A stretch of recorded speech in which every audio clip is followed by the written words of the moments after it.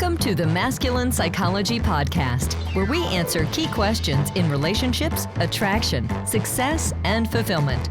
Now, here's your host, world-renowned therapist and life coach, David Tian. Welcome to the Masculine Psychology Podcast. I'm David Tian, your host. In this episode, I'll be revealing the trump card when it comes to sexual attractiveness for a man. Now, the word trump these days might have a lot of other connotations than it's supposed to, but what I mean by trump card is the card that trumps them all. If you've got this one feature or factor or quality, it will trump any other things that are going against you. And if you don't have this, it will undermine anything else you've got going for you. 2 episodes ago, I went into detail about what the science tells us about what women are attracted to in a man when it comes to short-term mating, casual dating, casual hookups. If you know any of that research, a lot of it is what you would guess. Physical attractiveness, physical symmetry, facial symmetry. Basically, is the guy good looking? But also, is he muscular? Is he masculine? Does he have a masculine facial structure? Does he have a masculine voice? So all of that is relatively predictable. I wanted to drive home the point for those who've been asking me, and it can be pretty confusing out there. And I haven't even addressed the archetypes of the dandy, or those who play with the feminine energy mixed in with the masculine. And that was depicted well in the recent Oscar-nominated movie on Elvis. And you see that in the pop star Prince and the glam rock stars like you've got with Aerosmith and Guns N' Roses, but also in more recent times, BTS and almost all the Korean pop stars. And there's a long history of the dandy as a seducer that you find both in Asian history and in European history that can be traced back over 1,000 years. The dandy as playing with the feminine, masculine energy as an archetype is a very powerful one that I didn't even plan to cover here. It's not a bullet point on my little sticky note here. And it wasn't in my outline for that episode 2 episodes ago on sexual attractiveness and what the science tells us. But I did have as the final bullet point this trump card that I'm going to be sharing in this episode. But I was in a rush to finish that episode, and I needed to rush to see a client, so I didn't notice that I hadn't covered that final point. And I will be devoting this episode to this trump card, the one feature that if you've got it, it trumps everything else, and if you don't got it, it will undermine everything else that you've got going for you. Now, before I reveal what this trump card feature is, I want to point out that while attraction, sexual attraction, is obviously important for a long-term relationship, when it comes to finding fulfillment and happiness and creating a loving, passionate relationship that lasts over the long term for 50 plus years, whether you find each other sexually attractive is an important factor, but not the most important factor that makes a relationship work, and not even near the top of the most important factors that are required for a long-term relationship. I've been in dating relationships coming out of being a pickup artist where the main focus was on whether you were sexually attractive enough to get to sex, to get from meat to sex. That was the old pickup artist in the 2000s. That was the main goal. That was why you were working so hard, studying so hard, practicing so many hours, and spending so many nights in clubs and bars, or trawling the streets or the park or whatever to get your approaches in. All of that was to get good at going from meat to sex. So what happens when a pickup artist gets into a relationship? He's still focused on that thing, hyper-focused, sort of like if your entire career was based on the first inning of a baseball game, and you finally learn how to rock that first inning, but then you realize, oh, damn, there are 8 more innings coming up. And you end up taking the same approach to the rest of the 8 innings.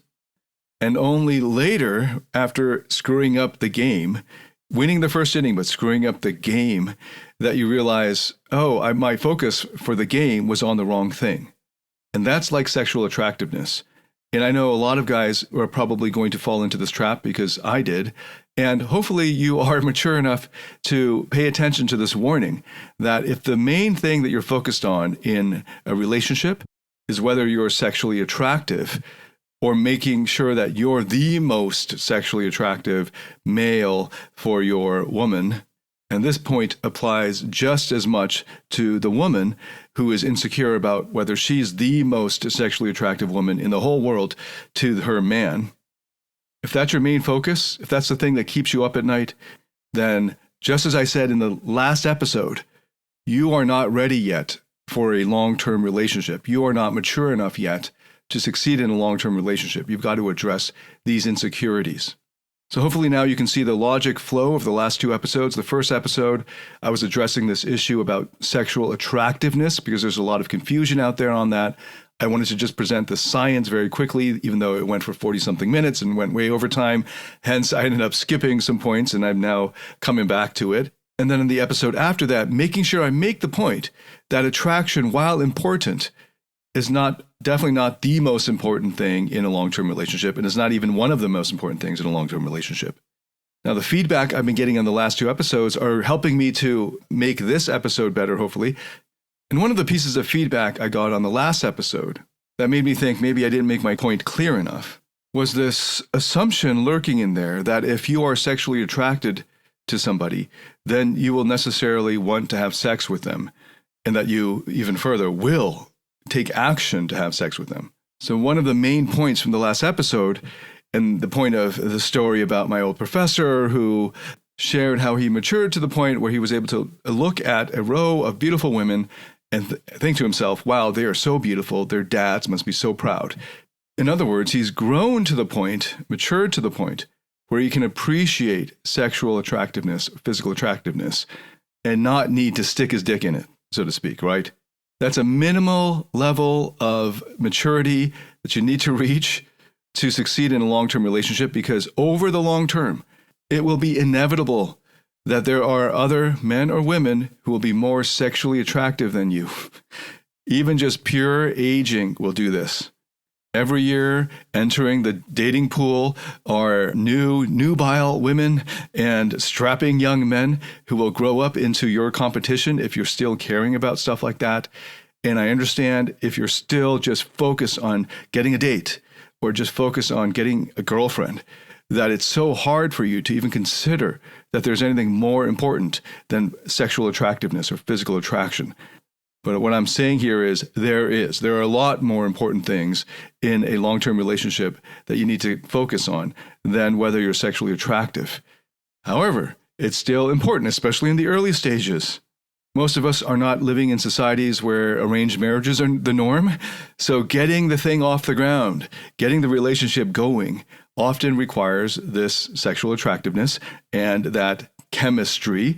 And that chemistry, if you've been following my material, might very well and is very likely going to be driven by your own neuroses and your childhood issues and your unfinished business. And that's totally okay and normal. And that's generally how chemistry is created.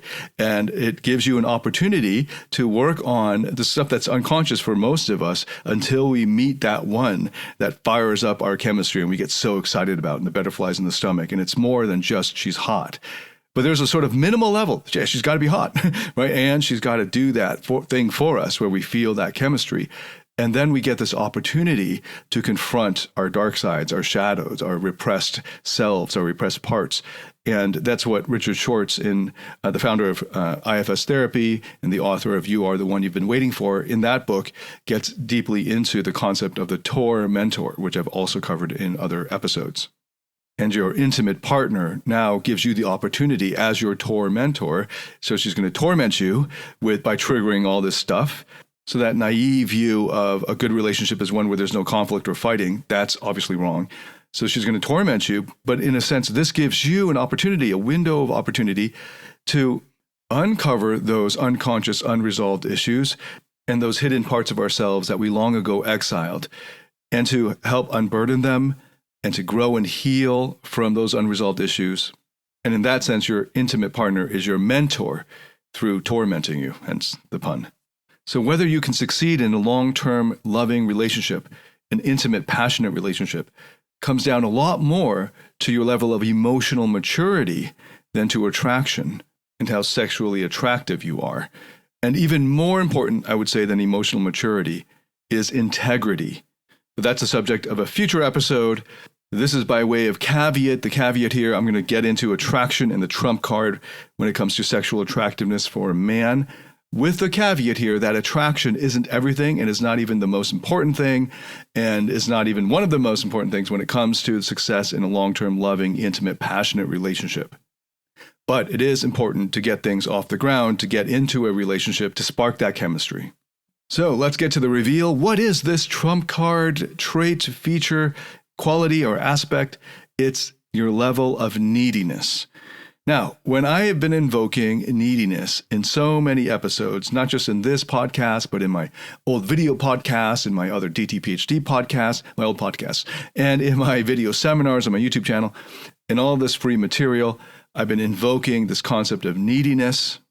I expected that by doing so, I would remind you of an author who's written a book that I think the best part of the book was on this concept of neediness, and by whom I was first alerted to the all-important role that this concept plays in sexual attractiveness, especially for a man. The author I have in mind is a mega bestseller. I think he's sold almost 20 million copies of his book so far, and he's a good friend of mine named Mark Manson. Out of all the content creators out there on the internet, besides, of course, psychotherapists like Richard Schwartz and Terry Real that I will be doing more book analyses on if you request them, but I don't think any psychotherapists have the reach and audience that Mark has.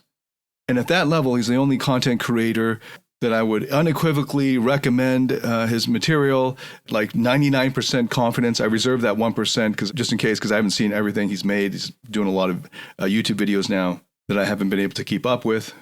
I have only minor disagreements with the views that I'm aware of. And because he's so popular, I was taking it for granted that you're familiar with his material. I realized I was wrong about that. So I shouldn't take for granted that you've read his book Models, or The Subtle Art of Not Giving a Fuck, or his Everything is Fucked. Those are his 3 books. I recommend all of them, as well as his blog. But I've come to realize not a lot of my audience has actually gotten into his material very much.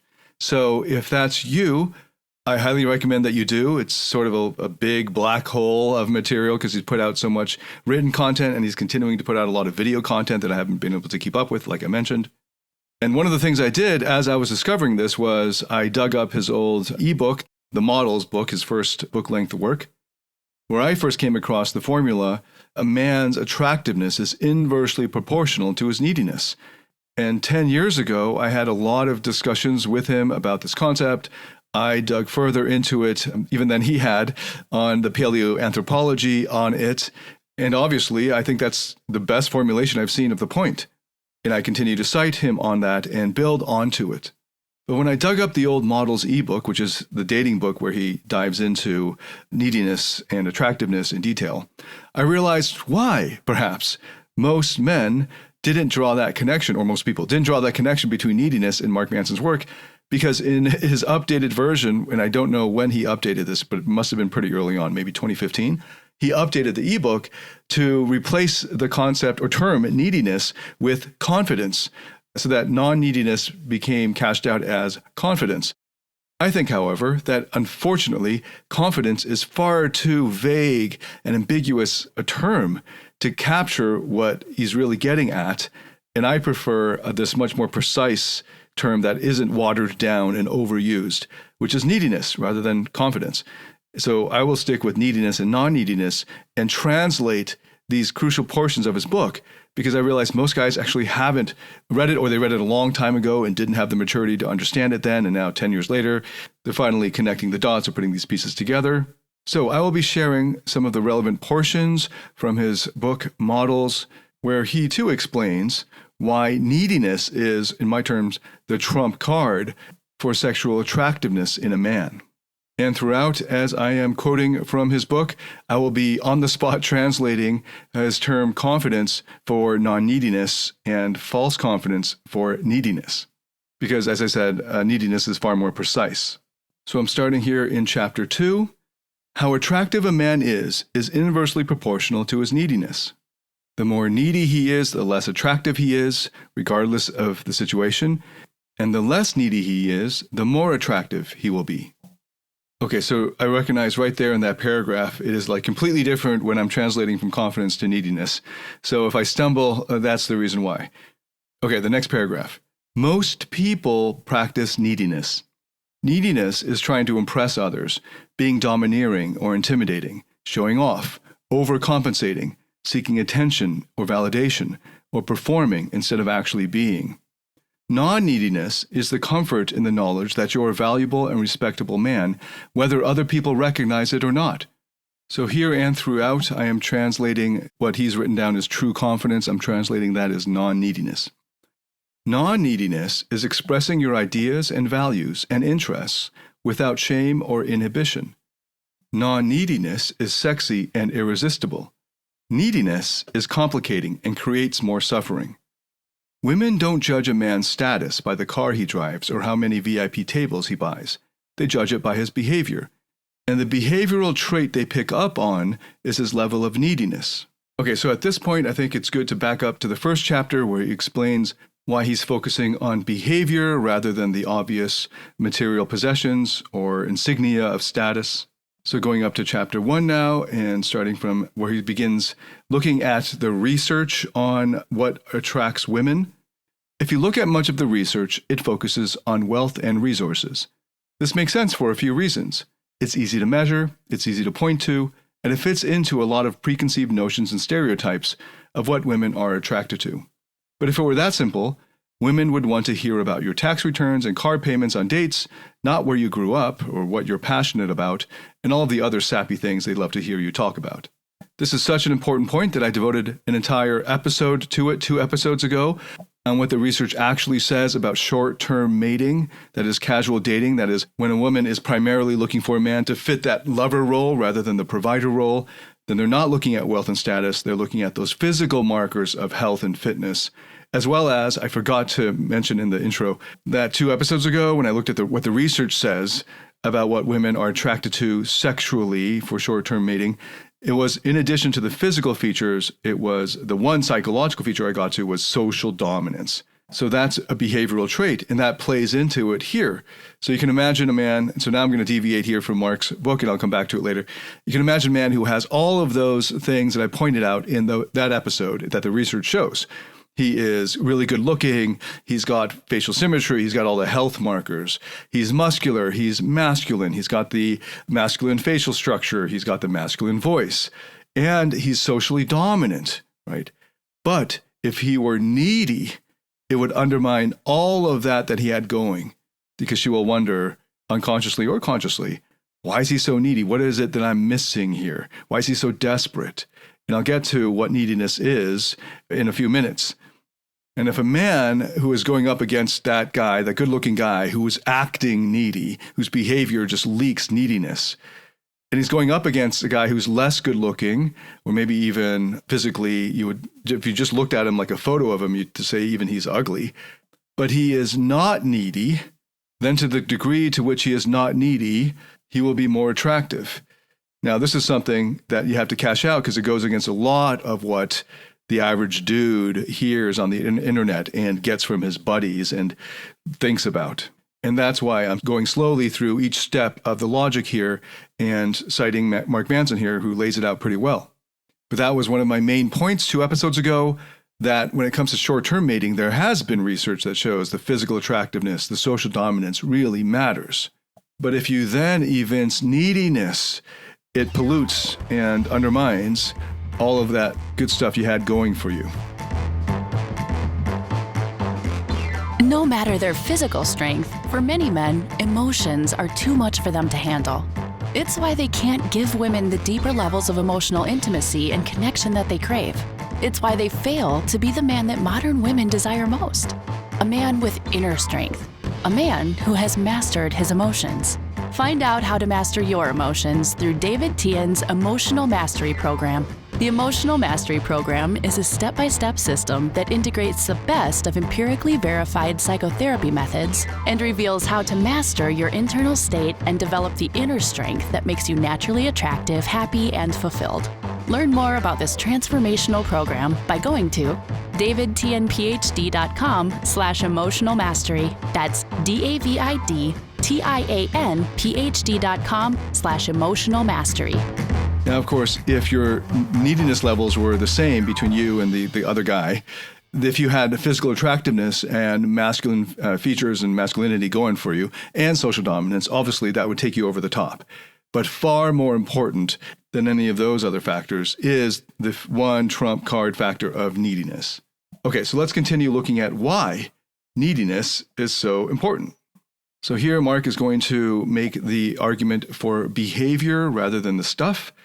So he says here, but if it were that simple, women would want to hear about your tax returns and car payments on dates, not where you grew up and blah, blah, blah, all the other sappy things they love to hear you talk about. The fact of the matter is, I personally worked with too many wealthy and successful men who couldn't land a date to save their lives to believe that material wealth provides that much of an advantage. And I totally agree. Or that it's the end-all be-all of attraction. Because take it from me, it obviously isn't. And in the last episode, I gave the example of the bored housewife with the hot pool boy and the rich provider who's never at home, making a similar point when it came to just wealth and status. But Mark is using this to set up the argument for behavior. So I'm going back to his page 20 on my edition. If you think about it, the evolutionary perspective of status and wealth is in a bit of a conundrum, because for women to evolve a preference in men with resources and wealth, and they do, by the way, for long-term mating. And when it comes to short-term mating, obviously this plays into social dominance because you're displaying, not just verbalizing, not just saying you have wealth and status, or showing it with physical objects that could have been bought or stolen or inherited. When it comes to social dominance, you're showing the behavioral traits that will lead to the accrual of wealth and resources. So that makes a lot of sense as well. But here Mark is asking the even more fundamental question of how would women have evolved this preference for wealth and resources at all or in the first place? Okay, so continuing here. Because for women to evolve a preference in men with resources and wealth, then there would have had to been an overt way of distinguishing wealth and resources among hunter-gatherer societies for millennia. Because as I explained 2 episodes ago, there's an evolutionary time lag between when an advantageous mutation is introduced and the time it takes for it to spread widely through the population. And that's generally accepted as about 50,000 to 100,000 years. Okay, so continuing. Again, without boring you to death with the anthropological details, cavemen were not walking around with bank statements and did not have houses or swimming pools to show off. At best, they had a little bit more meat and food than the next guy. That's not much to go on. Also, anthropological data points to men and women being relatively equal in wealth and social status for the majority of human history. Material wealth is a relatively modern invention. Therefore, one would imagine a woman would judge status and reproductive fitness in another way. That's why I believe that women don't distinguish social status or being an alpha male through material possessions. Otherwise, every guy flashing his expensive watch at the bar would be getting laid, and trust me, they're not. But rather, women judge it by behavior, as behavior is all they had to go on in the caveman days, and therefore throughout the majority of human evolution. Okay, skipping down a bit here. Attractiveness is therefore determined by how you behave around other people, how other people behave around you, and how you treat yourself. Okay, now coming back to where we left off in Chapter 2. Non-neediness infiltrates all behaviors. Neediness also infiltrates all behaviors. It defines and resonates in everything you say and do, the way you stand, the way you smile, the people you associate with, the car you drive, the wine you drink, the jacket you wear. And now I'll draw from some examples that he's put up in a blog post called How to Find the One, and he gives some good examples of neediness in day-to-day life. So here's a few examples. A needy person wants their friends to think they're cool or funny or smart, and will constantly try to impress them with their coolness or humor or smart opinions about everything. A non-needy person just enjoys spending time with their friends for the sake of spending time with them, and doesn't feel the need to perform around them. A needy person buys clothes based on whether or not they think other people will think they look good in them, or at least what they think is safe to wear. A non-needy person buys clothes based on their own personal sense of style that they've developed over time. A needy person stays at a soul-crushing job they hate because of the prestige it gives them in the eyes of their friends, family, and peers. A non-needy person values their time and skills more than what other people think and will find work that fulfills and challenges them based on their own values. A needy person will try to impress a date by dropping hints about how much money they make, or important people they know or dated, or where they went to school. A non-needy person genuinely just tries to get to know the other person to find out if they're compatible with one another. We behave in needy ways when we feel bad about ourselves. we try to use the affection and approval of others to compensate for the lack of affection and approval for ourselves. And in my language, neediness comes from the inability to meet your own needs yourself and trying to get other people, or this woman, to meet your needs for you. That's neediness. Now, notice here that caring, even caring about whether you're sexually attractive to a woman, is also displaying your neediness. Like you're needy just clicking on the title. I haven't decided what I will entitle this episode, but titling it something like How to Become More Sexually Attractive to Women, and caring a lot about that, enough to spend inordinate amounts of time studying it, researching it, like I did, so no shame at all, focusing on this question about whether you're sexually attractive to women beyond sort of just a passing interest, or maybe learning this content to help a friend. But anything beyond that, investing your time and effort and energy and brain power and space in your mind as to whether you're attractive and how to become more attractive, which I get it, that 99% of the people that are following me for this advice are following out of a neediness. So this is guaranteed to hit home. The very fact that you even care that much about whether you're sexually attractive to women proves your neediness. And it's communicating that you're unable to meet your own needs for significance, for certainty, security, worth, that you're unable to meet those needs in yourself. And those are all fundamental, universal human needs, and they're legitimate needs. But that you're unable to meet those in yourself, and that you're looking for others to meet them through their approval, or attention, or attraction, or desire for you. And now in Mark's book, he presents a really handy, practical way of evaluating your neediness that doesn't require you to be attentive or monitoring your fundamental, universal, legitimate human emotional needs, which, by the way, just bracket, is a much more thorough way to get at it, to get at the root of your neediness, and going through the therapeutic process, as I've outlined, the 7-step process, is the most thorough way of overcoming your neediness by actually meeting your own needs, emotional, psychological needs yourself. But in his book, Models, he presents a handy sort of practical rubric for evaluating your level of neediness. And here we go back to his book, Chapter 2, picking up where we left off, skipping down a bit, actually. Non-neediness is being less invested in other people's perceptions of you than your own perception of yourself. Let me say that again. Non-neediness is being less invested in other people's perceptions of you than in your own perception of yourself. Neediness causes you to chronically seek validation and approval from others since you don't give it to yourself. The way to build non-neediness is to invest more in oneself.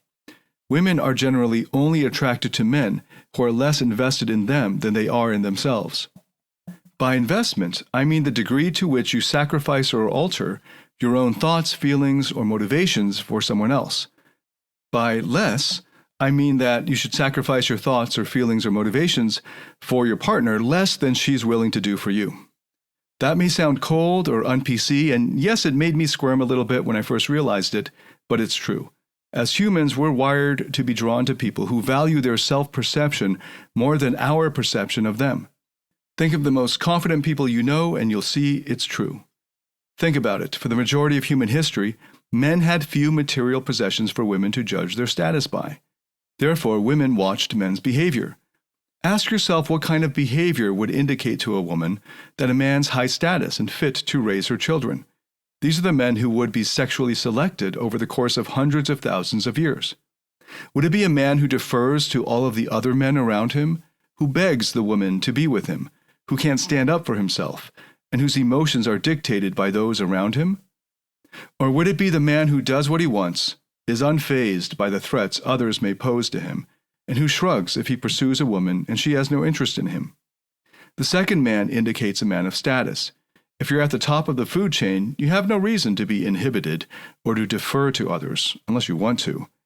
If you're at the bottom of the food chain, your entire life will revolve around the deferring to others.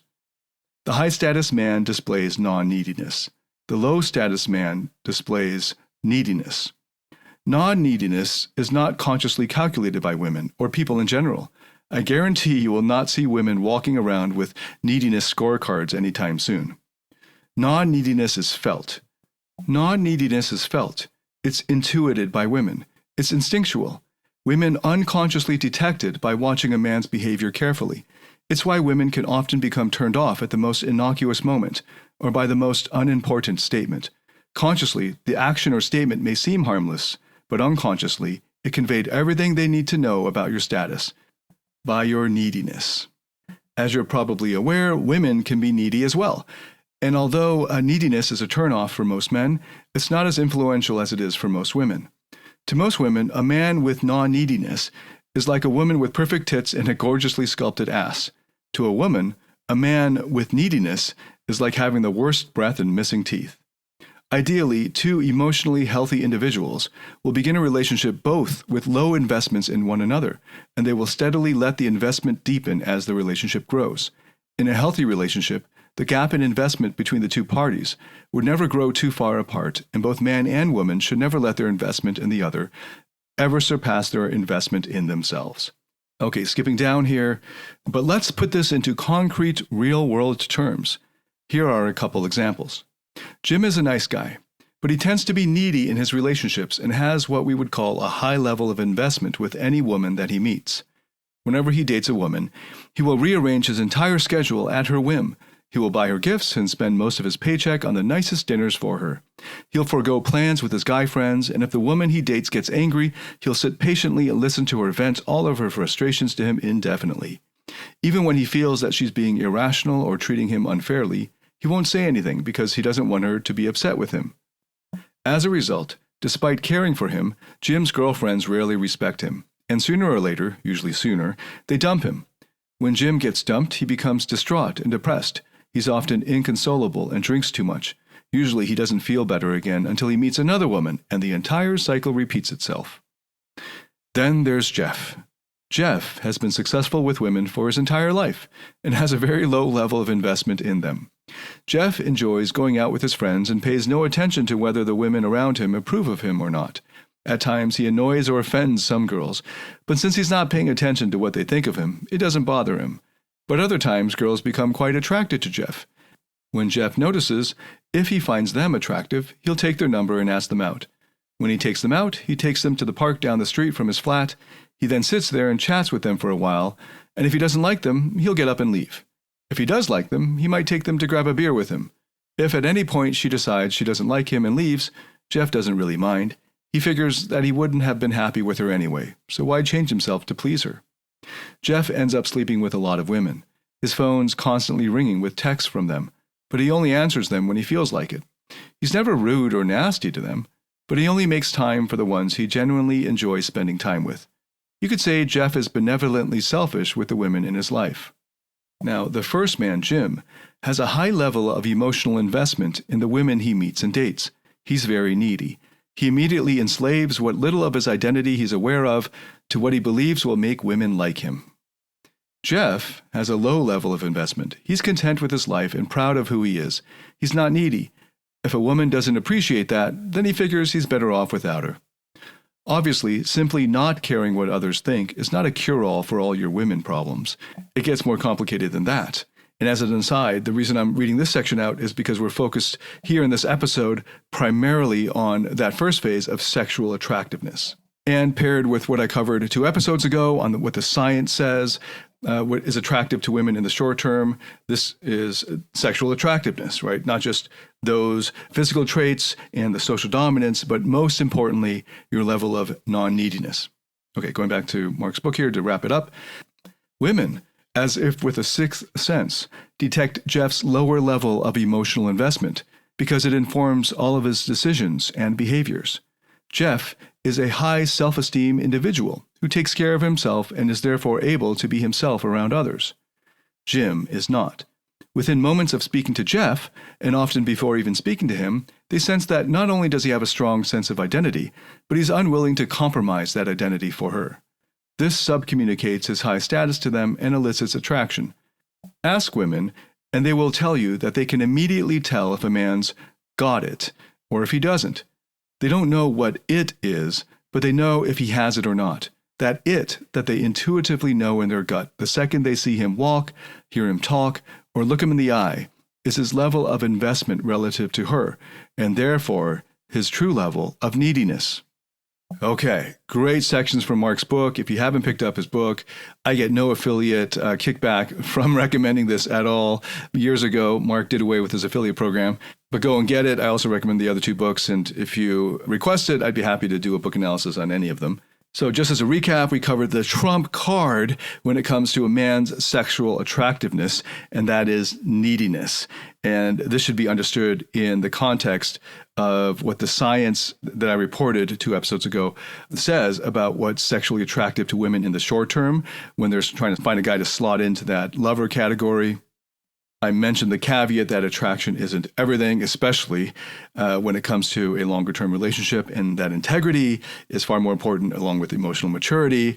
And this is something I'll get to in more detail later in later episodes. And I shared Mark's very clear explanation of why neediness is the evolved mechanism that women are using to quickly figure out a man's mating value. And in the next episode, or in a future episode, I will be diving into a great example, sort of the perfect example for this, which is crying. When is it good to cry? When is it acceptable to cry in front of your wife or girlfriend, or in an attraction scenario? So come back to the next episode as I build off of what we've been getting into the past few episodes. Thank you so much for listening. If you have any feedback whatsoever, I'd love to hear from you about it. Leave a comment on whatever platform you're seeing this on or listening to this in. And if this has helped you in any way, please share it with anyone else you think could benefit from it. Thank you so much for listening. I look forward to welcoming you to the next episode. David Tien, signing out.